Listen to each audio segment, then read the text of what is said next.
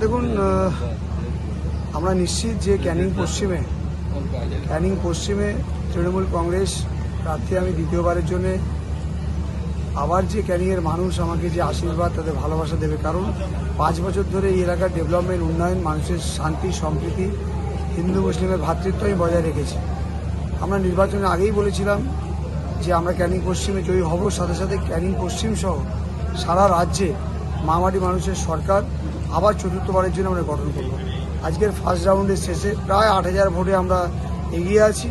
আশা করি যত রাউন্ড বাড়বে, যত টাইম বাড়বে, যত পরপর রাউন্ড হবে, তত তৃণমূল কংগ্রেস বাড়তে যাবে।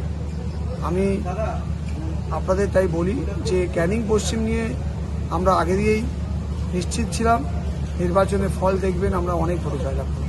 এটা মমতা বন্দ্যোপাধ্যায় এবং অভিষেক বন্দ্যোপাধ্যায়ের এই জয়, বাংলার মামাটি মানুষের জয়, বাংলা বিরোধীদের পরাজয়, এবং সমস্ত কিছু সবে মাত্র প্রথম রাউন্ডে শেষ হয়েছে।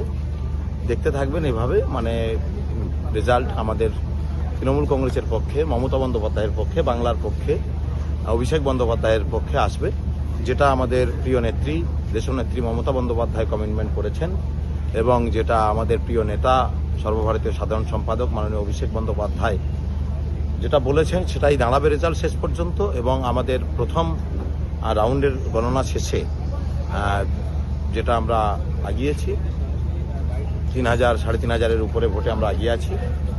তো পরবর্তীতে নিশ্চিতভাবে আরও বেশি দেখতে থাকবেন। এইভাবে দক্ষিণ 24 পরগনা জেলায় সবকটি আসন তৃণমূল কংগ্রেস জিতবে।